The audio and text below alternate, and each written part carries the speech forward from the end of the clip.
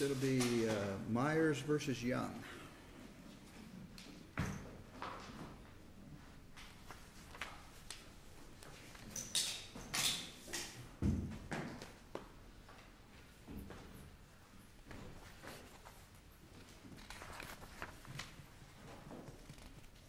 Good morning. Good morning.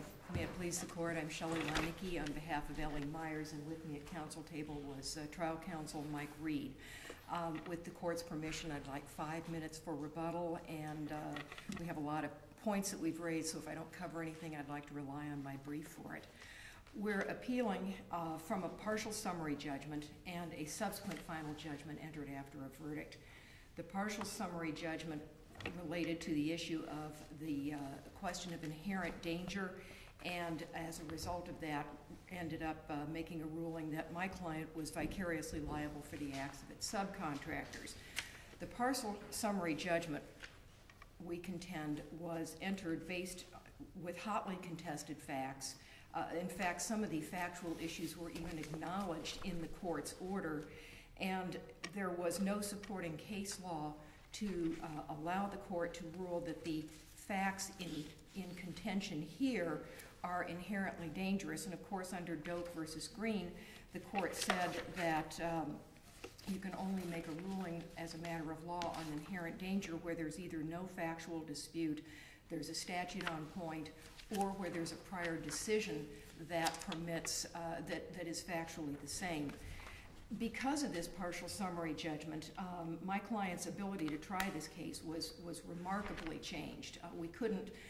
We were left with nothing but... Just let's slow down. I know you feel like you don't have enough time to say what you want to say, but you have the American Home Insurance case dealing with the Kissimmee Utility Authority build a new power plant. Isn't that factually pretty close to your case? Which case, Your Honor? The Kissimmee case, American Home Insurance. Round-tree transport rigging was also involved in the turbine being moved, 85-ton turbine. They stopped on the railroad tracks because they wanted to lower the elevation, and of course chaos ensues, and there's a train wreck. They considered the entire activity as inherently dangerous. I don't believe that that is on point, or that is controlling here. This is not a situation where someone was injured because of the work site, in the sense of the crane falling over, a load falling off. But it's the activity, the entire activity that the court considers. And we believe wrongly. It's not the operation of the vehicles at the site that is controlling the analysis of inherently dangerous activities, the activity. The court did talk about, however, in the order, she talked specifically about transportation, lifting, setting, and erecting. That was part of the overall activity that the court, that goes to the scope of the activity, correct? That was part of what was going on. This is the tail end of the scope. This is the main nub of what was to happen. But the disputed issues of fact, as I understood that order, dealt with who may have done what, who might have been negligent at the scene. Was there cones? Was there a flag man? Should they have followed 603? Should they have done this? Should they have done that? And that's different than the analysis of whether the activity is inherently dangerous. Well, with due respect, I disagree, because part of the issue of the maintenance of traffic and what traffic procedure should be followed depended on the type of activity. Now, the plaintiffs contended that you look at this whole thing and you then have to use 603. The defense contended that you look at what was going on, and that the only thing that would have been dangerous was the actual removal of the pole and its setting and erection, and therefore we only needed to stop traffic at that point. Well, that's a disputed issue of fact. And that is a disputed issue of fact. So that would not be a proper subject for a summary judgment? Correct, then, right? And that related to the issue of whether this was an inherently dangerous activity, and the court ruled as a matter of law that there was an inherent danger here, which we believe was based upon disputed issues of fact here, because the court... Well, we'll just rewind a little bit. So you're trying to narrow the definition of inherently dangerous activity to only the time when the actual crane picks up the actual pole and puts it on that plywood sheet Correct. That's the dangerous activity. Up until then, it's not an inherently dangerous activity. Correct, because the truck is stopped and the crane is not doing anything that is, either the crane is stopped as well. So when they were or- moving that turbine across the railroad tracks in that American Assurance case, and they stopped on the train track, that had nothing to do with the delivery of the turbine, and the court found that was an inherently dangerous activity, you're saying we should ignore that? Correct, that is a different case. This is like the Smith versus American case that we cited in our brief, Smith versus, Interstate, that said the mower that was moving on the interstate, that a summary judgment there was inappropriate. That's Smith, S-M-Y-T-H. That moving the mower on the interstate was inappropriate for summary judgment, that there were factual disputes there as to whether that was inherently dangerous or not, and this court reversed a summary judgment on that. We cited a number of cases in our brief talking about the question of when a vehicle is stopped, when a tractor trailer is stopped or a locomotive is stopped, that's not inherently dangerous. And in fact, the Granddaddy case, the Southern Cotton case, says that a locomotive, a trolley, or a vehicle that is in the garage is no more dangerous than a canary in the cage. It's the operation that matters. Here you have no dispute. This tractor trailer was stopped. It was not moving. The load did not fall off it. And for today's purposes, all you're saying is at least you ought to be allowed to make that argument to the jury and let them decide. Correct. That the judge shouldn't just take that away and say this is obviously inherently dangerous, that from A to Z, not even worth talking about. In a nutshell, absolutely, Your Honor, you're correct. The case law talks about, I mean, it's a bedrock principle where there are questions of material issues of fact. It's for a jury to determine. The case law, even cited in the court's own order, talks about the issue of inherent danger is generally an issue for the jury. There's even a jury instruction on what is inherently dangerous. And the court not only made these findings of fact, the court's findings even talk about fictitious representations by safety supervisors as to the actual measures taken. Now, to say something is fictitious, that is, I mean, it's almost apodictic that is a factual determination made by the court. Is that referring to the allegation they put cones up after the accident? I'm sorry. Was that a reference to the allegation they put cones up after the accident? The court says, yes, the safety supervisor's fictitious representations to Florida Power and Light as to actual safety measures. And the court says in the findings that there were no traffic plans in place. That is a factual finding that is clearly disputed by the record.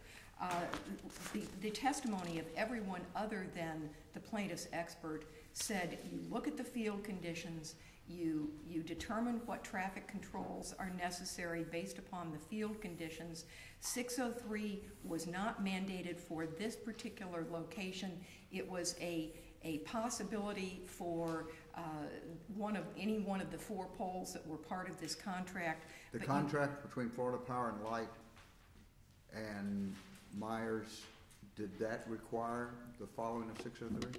No, it did not. It referenced 603, and there's evidence in the record that you want to make sure you put in everything that you might need in your contract so that you're going to be properly paid, because you can't go back later and say, oh, by the way, I need to change this, I need to do that. But part of their bid, part of Meijer's bid did include funds for personnel and equipment to implement 603. But the factual dispute here is it was not mandated to use 603 for this pole. Remember, Your Honor, this contract was to cover the installation of 4 poles.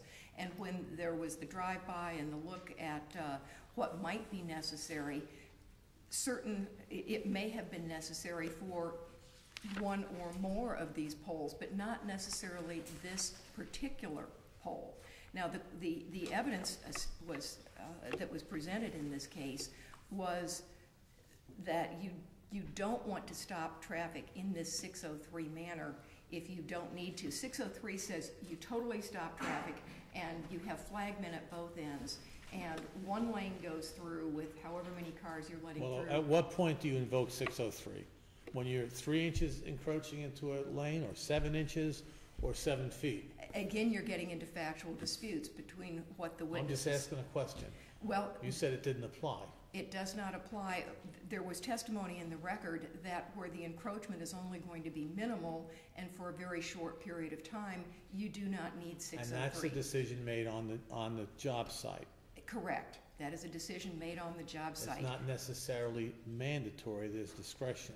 And that's the factual question that a jury would decide as to negligence, correct? Correct. But that has nothing to do with whether the activity is inherently dangerous. Well, it does. It's all interrelated here because the judge effectively had a circular argument here.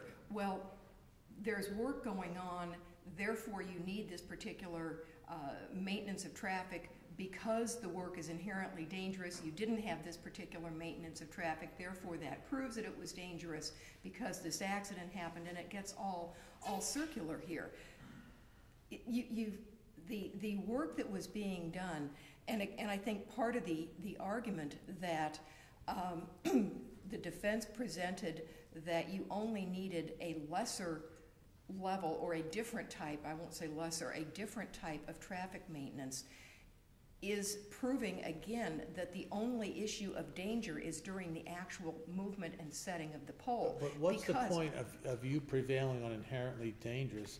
How does that make a difference in the big picture if you did not ask for apportionment of damages among the other potential defendants? Well, first of all, if it's inherently dangerous, then that takes away the independent contractor theory. It does. The inherently dangerous ruling precluded us from trying the case we wanted to try because we weren't able to say, well, we think everything was done properly, but if it isn't, it's his fault. Because once we start saying... But you didn't ask for anyone to be put on the verdict form, except for Nyberg. Correct. And because the court had already ruled that our client was responsible for these subcontractors, if we had But you could have been arguing for apportionment had they apportioned the percentage of liability on the settling non-parties. Once the jury... And that you were precluded from doing that because your trial strategy was to pin everything on Nyberg.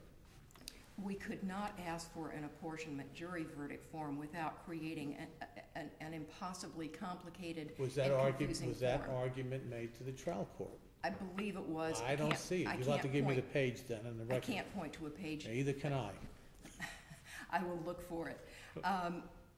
Asking for apportionment would have been problematic because the jury was told the verdict has to reach 100%. And if the jury's told it has to reach 100%, but Ellie Myers is responsible for the acts of the transport and the crane, now what are we going to do? We're going to have Ellie Myers at whatever percentage it is, and then we're going to have extra lines for these other people and Nyborg. Now, do we add that up and it comes up to more than 100%? Or what's the jury going to do? But you got $800,000 out there that's been paid on this case. Correct, because we're 100% responsible. We should have a full set-off for that. Well, it's a quid pro quo. But you didn't apportion it. It wasn't apportioned on the verdict form. That's the problem I'm having on that issue. The judge said there would be that we were 100% responsible. Once we're 100% responsible, there can't be an apportionment on the verdict form because you create inherent ambiguities in the verdict form itself. In other words, assume you have the 56.6% that the jury apportioned to Ellie Myers. On top of that, do you then have, let's make numbers 10% each for these other two. Now, is Ellie Myers 76% at fault, or is that remaining 20% that's 10% for each of these other entities just sort of ignored because it's now back, we're already responsible for them, so it's just a matter of idle curiosity. Why don't we switch to punitive damages? Tell me why you think the punitive damages issue is a winning card for you. Punitive damages requires clear and convincing evidence that the defendant was responsible and was personally guilty of either intentional misconduct or gross negligence. And we cited case law saying that you can't just amalgamate small risks to come up with the combined total where the likelihood of injury is substantially certain. So That's exactly what was done here. There was no evidence of intentional misconduct by L.E. Myers. There was certainly no evidence of gross negligence, that L.E. Myers was so reckless or wanting in care as to constitute a conscious disregard. This is not the Como oil, the white motors, those kind of cases that are the almost intentional or manslaughter standard. We had significant evidence that our client acted appropriately in what it did. And there was no clear or convincing evidence that is such a weight as to be a firm conviction without hesitancy of the truth of the allegations. So we don't think that it was appropriate to have punitive damages here in the first instance, and even if it was to be allowed to the jury to consider, we should have gotten a directed verdict on that. And that relates also to the fact of the plaintiff's send a message closing argument that occurred before the jury made its initial determination of damages. I submit that this would be You're the at your same. 15 minutes, so you can use it, you please. Let me Sure, right speed ahead. talk for just a moment here, if I might. Allowing the send a message argument at that point would be the same thing as in a normal bifurcated trial of liability and damages, allowing the plaintiff to say, now you're only here to talk about liability right now. Well, if you went on the punitive damages, then there's a problem with the damage award because the send a message was made in phase 1 of that trial. Yes, it was. And that would be improper if you went on the punitive damages. If you don't want on the punitive damages, it's less problematic, correct? I still think it's problematic because to send a message, if there had only been one closing, we might fall under that Auckland case. But because there were two closing arguments here, there was a closing argument before the compensatory damages, and there was a further closing argument where there was a repetition of the send the message argument before the jury returned its second verdict. And let me go back 1 second, if I might, to the point about apportionment. This jury was already confused and asked if it could give its punitive award as part of the compensatory. If we had broken out the issue of apportionment, it would clearly have confused the jury on that point. Let me reserve my remaining time, if I might. Thank you. Thank you.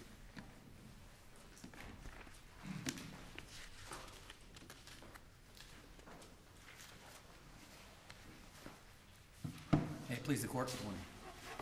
Mark Matthews for the appellee, Timothy Young, as personal representative of the estate of Alan Young.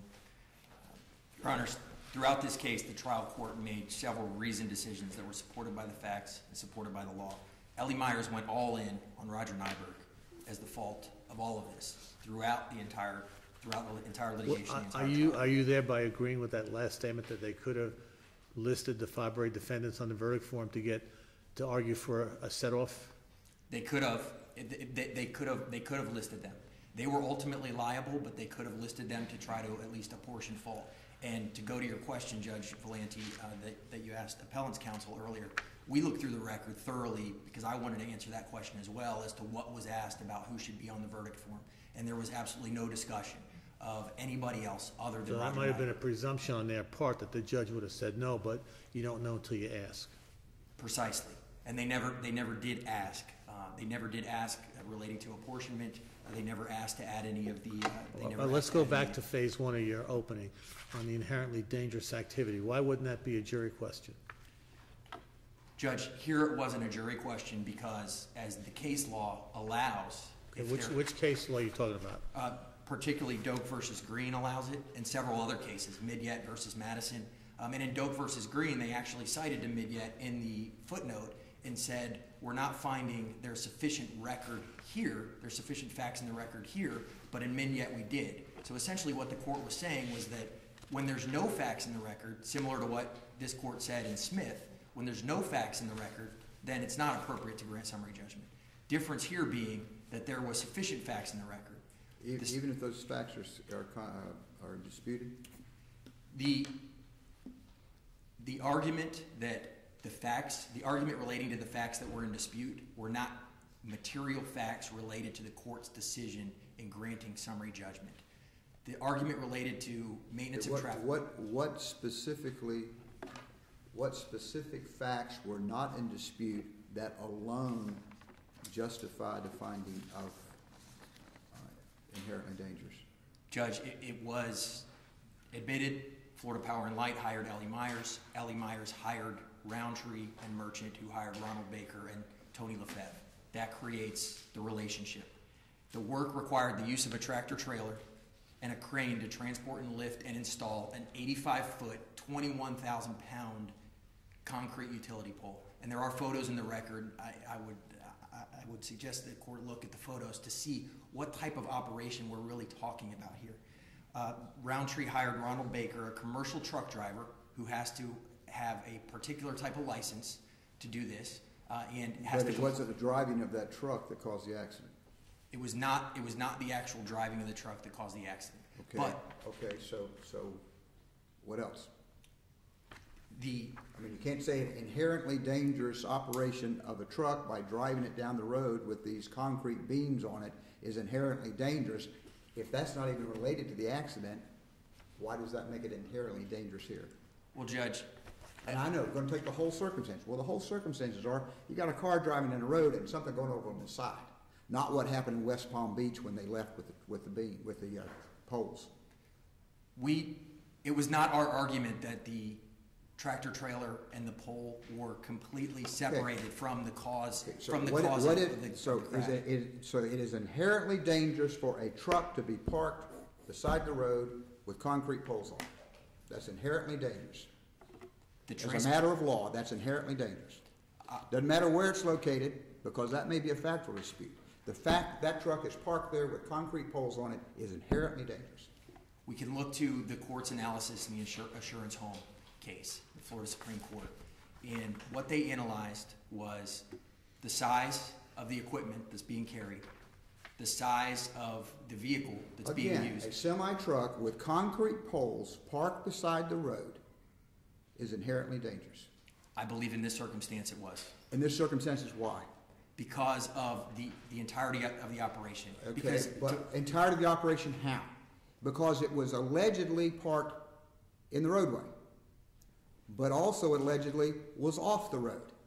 Why is that a fact? Why isn't that a factual determination a jury has to decide, rather than judge saying, I don't care where it's parked, the fact there's a truck out there with poles on it is inherently dangerous.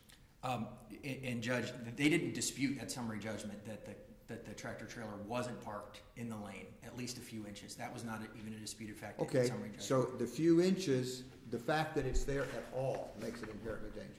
I believe so. Even though there were people who testified that they were ready to move the traffic around during that particular incident, during that particular time. Traffic was going back and forth already, right?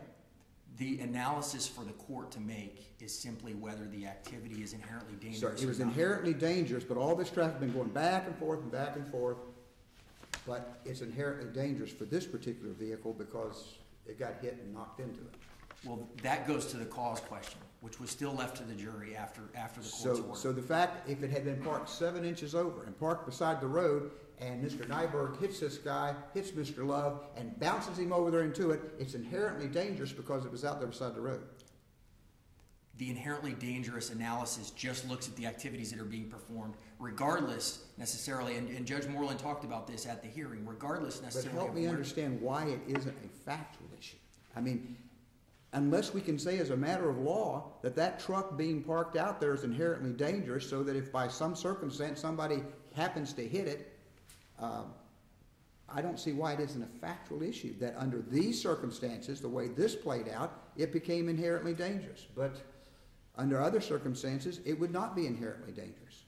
Because the analysis of the inherently dangerous activity, application of that doctrine, is simply to look at the activities that are being performed and determine whether there are non-delegated. And the activity being performed here is that it's parked. Nothing more, but it is parked.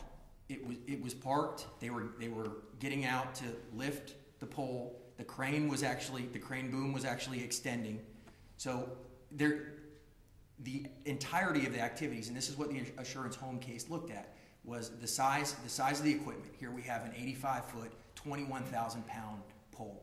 The size of the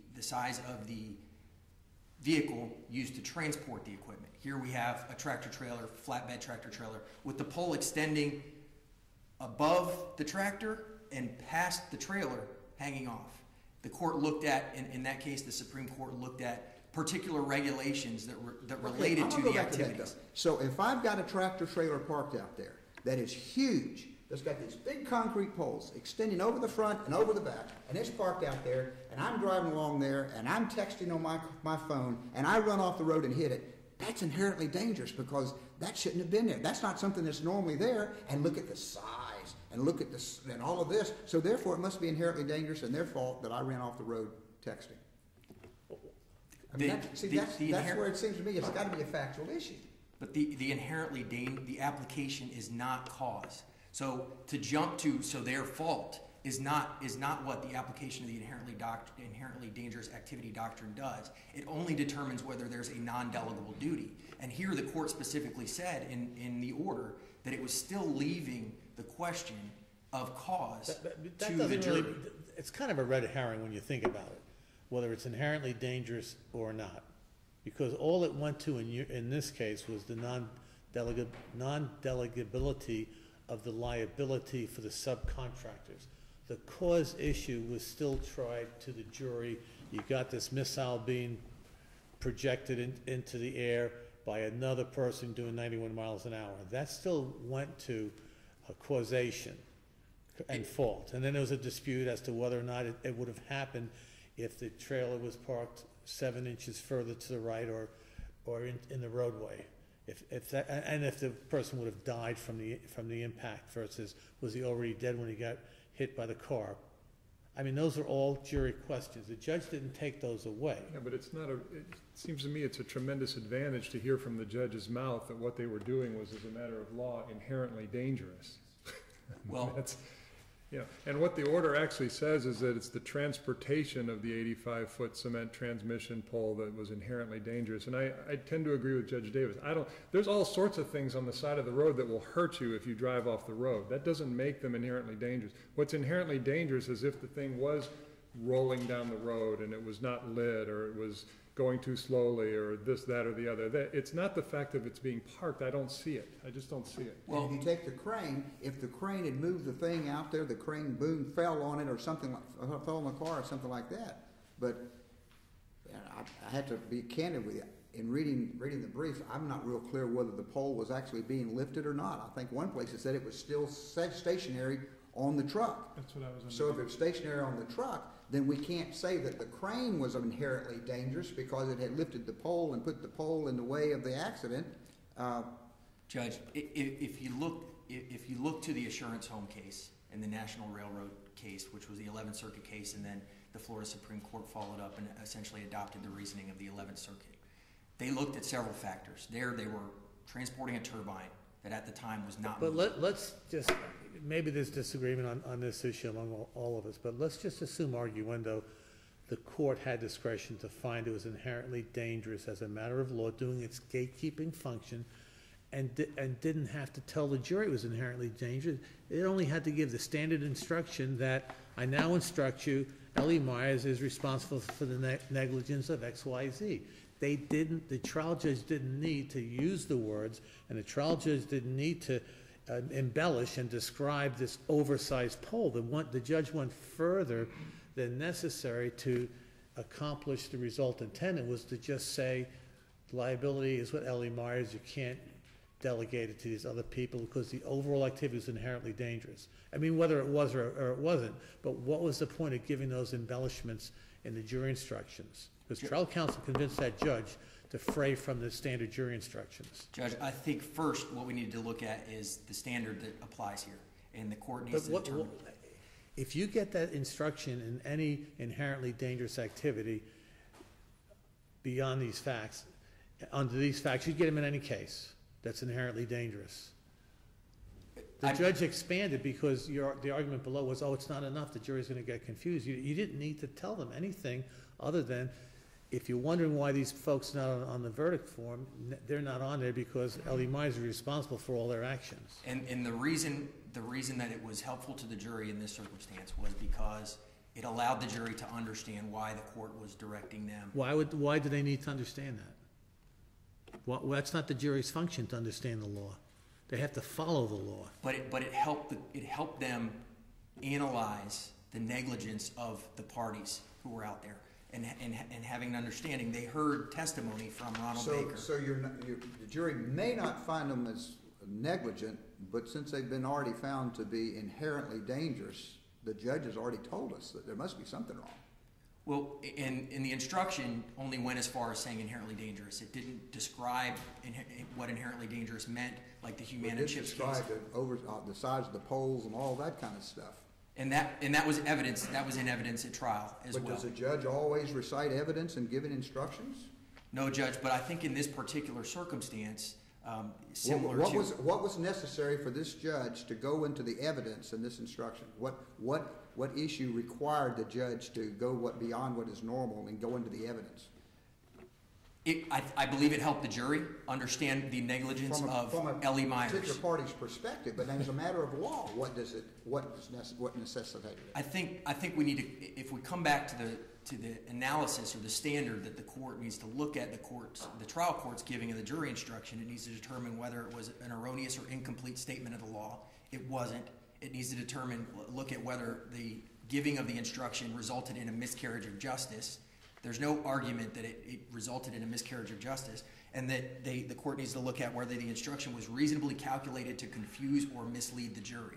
It wasn't. It did not confuse them. It did not mislead them. There's nothing confusing or misleading about it. So when we look at the standard that this court applies to the trial court's giving of that instruction, it was an accurate statement of the law. It did not result in a miscarriage of justice, and the instruction was not reasonably calculated to confuse or mislead the jury. Let's talk about punitive damages. Yes, Judge. Punitive damages, as far as a directed verdict, as this court knows, the evidence was to be viewed in the light most favorable to my client, the non-moving party. And the trial court could only grant the appellant's directed verdict where no view of the evidence or inferences made therefrom could support a verdict for my client, Mr. Young. Now, in this case, we had a circumstance where this was a project that began long before the day of the crash. There were bid meetings. There was a bid package that talked about what the company, whoever won the bid, was supposed to do, and it ended up being Ellie Myers. The bid package talked about maintenance of traffic and 603. The bid package talked about safety. Is your position 603 was mandated by the contract? Not that 603 was mandated, no. And I don't disagree with what they say, that it is reliant on the field conditions. But once field conditions are met, it must be applied. If 603 is discretionary, and they mistakenly didn't implement 603, negligently didn't implement 603, but it wasn't out of any willful or wanton or anything else, why is it punitive damages? Because we argued that it was an intentional decision that they made. And what evidence was that it was an intentional decision made? Obviously, if it's a decision, it has to be intentional, but something more. They did it for a particular reason, that they sat around and said, oh, in the back room, we'll just not do 603, we'll save a lot of money. What evidence was there of that? Save time and save money. And Tommy Bird, their safety supervisor, testified at trial that crashes around a work site like this are a foreseeable inevitability. He said it's a foreseeable inevitability. But it's not foreseeable that someone's going to be rear-ended at 91 miles an hour and made into a projectile to go launching into the pole that happens to be 7 inches on a trailer into the roadway. I mean, is that foreseeable? It sounds like a Paul's Graph case to me, with the clock in the Long Island Railroad and the bag of dynamite. What's foreseeable is the potential for a crash to occur around a work site, and therefore the need to take extra precautions. But not the manner in which it actually happened. Right, and that's... If it happened in the manner that you would expect someone to just hit it because they weren't paying attention, there was no flagman there, that's one thing.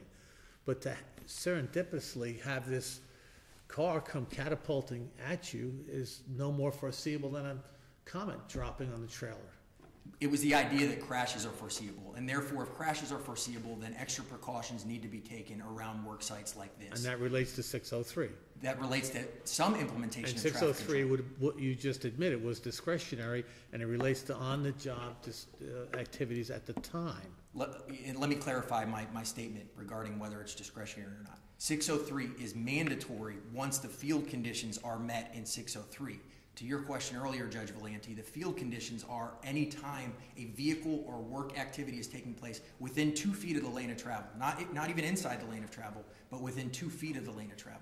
603 is mandatory. So yes, it's mandatory once the field conditions, once the conditions are met, and they were met here. There was no dispute as to that. When were they met? At what point were they met? They're met immediately when the trailer parks within 7 inches, or when the crane is about to lift the pole? Immediately when there's any vehicle or work activity going on within 2 feet of the lane of travel. And here the evidence that we have is of the tractor trailer being parked within 2 feet of the lane of travel at least 30 minutes before the crash happened. So therefore, 603 would have been required immediately when that tractor trailer parked within 2 feet of the lane of travel. And that would have been a jury question, correct or not? And that was still a jury question. The application of maintenance of traffic was still a jury question. All of this was still So the failure to follow 603 doesn't enter into the consideration for punitive damages? I believe it did, Judge. If the jury if it's a jury question to decide whether it should apply or not, how does the judge know prior to trial to allow a punitive damages claim? Well, Judge, I mean, he's the gatekeeper. He's got to give permission way back in the initial stages that this is a situation where punitive damages are appropriate, and if 603 is a discretionary call, he can't use 603 in consideration for punitive damages.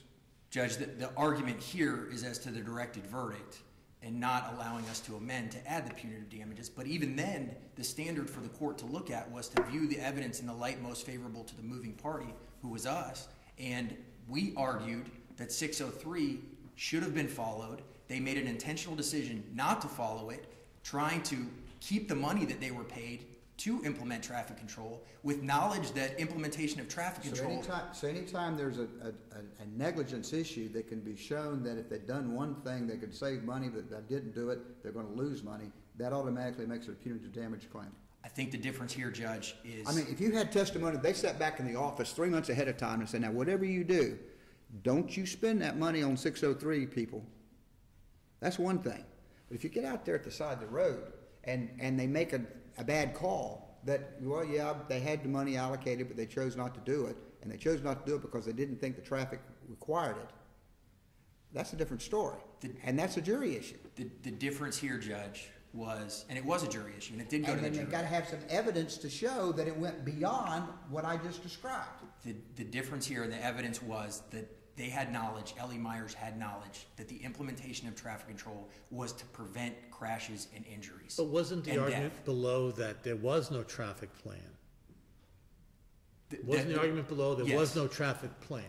And the evidence was conflicted as to what the traffic plan was, but there was a traffic plan. Whether it was adequate or not, or whether it complied with 603 was a different story, and that goes to negligence, not willful disregard, flagrant disregard, or a manslaughter type analysis. The way that we got there, at least in the argument, was that they made an intentional decision not to implement something that they knew was required to prevent injuries and to prevent death and to prevent crashes. And how would that have prevented this accident from happening? That's speculative, correct? It might have, but it's speculative, and there's all kinds of argument that it may or may not have happened without 603. But viewing the evidence in the light most favorable to us as the non-moving party, that was the argument that we were making, that they made an intentional decision to do something that they knew was required to prevent injuries, crashes, and death, and they did it for financially motivated reasons. Okay, you're at your 20 minutes. So. Thank you, Judge. You go ahead and finish your thought, but you need to wrap it up. Judge, we would, Your Honors, we would simply ask the court to affirm the final judgment. Thank you. Thank you. May it please the court, there was a question about the pole. It was strapped, and it was still in the process of being unstrapped, and it had not yet been hooked to the crane. One point I didn't mention earlier was that the issue of punitive damages was based on the entire verdict, not just my client's portion. Now, obviously, if we don't get to that, it becomes irrelevant, but we do believe that the punitive damages should only be based on our client's share of fault, not the entire amount. The issue of transport here, transporting, lifting, etc., those are active verbs. There was no active work going on here in terms of transporting, lifting, moving this thing. There was a dispute as to whether 603 was needed. Everyone agreed that some traffic plan was needed, but the dispute was whether the field conditions required 603. There was ample evidence in the record that if the truck is only there a short time or it's minimally impinging, that you don't need 603. There were cones, there were flagmen ready to go as soon as the crane was going to be attached and this pole was going to be lifted. So the case law says that a tractor trailer is dangerous only in operation. Seitz versus Zach. This case would have had the same result if the truck had been 2 feet off the road. This car was catapulted into the side Well, of the they had truck. an expert to say otherwise. But it still would have hit the truck. There's no question it still would have hit the truck. The way this happened, the plaintiff is going, he's stopped, he's hit at 91 miles an hour, his car spins counterclockwise, accelerated from the stop to some 50 miles an hour, and it hits the back of the truck, which in fact the pole is what kept it from rolling over. The pole hit the top of the car. The pole never hit Mr. Young. The car slides under and becomes pinned by the truck with, in fact, at least one traffic cone under it, showing that there are cones out. That's in photographs here. Concerning the jury instruction, the summary judgment led to the consequence of a jury instruction that said the transport, etc., of this pole is inherently dangerous and L.E. Myers is responsible. That affected, it gave the plaintiff an incredible advantage. It was not a level playing field. It was an argumentative instruction, and the jury, the summary judgment that the court had granted. Well, what was the advantage it gave them? Because the damage award was not exorbitant. Well, I mean, it was 1.2 million reduced by the percentage of Nyberg's negligence. Correct. The jury For a was wrongful told, death though, case, and the guy lived for 2 years in agony. had the jury been given the appropriate instructions on making its own decision on inherent danger and not being told that L.E. Myers is responsible for the acts of its subcontractors, there might very well have been a no liability verdict in this case, because the jury was returning a verdict saying L.E. Myers and the subs, all of them, they're all stuck with what happened here. And that was an argumentative instruction that took the plaintiff's side of this case. We would ask the court to reverse this case for a new trial without this summary judgment, and also we would ask the court to comment that the punitive damages are not appropriate under the facts of this case. Thank you. Thank you. Thank you both. Sure. Okay, that takes care of our 9:30 docket. We'll stand and recess for about 15 minutes and come back and take the remaining two cases.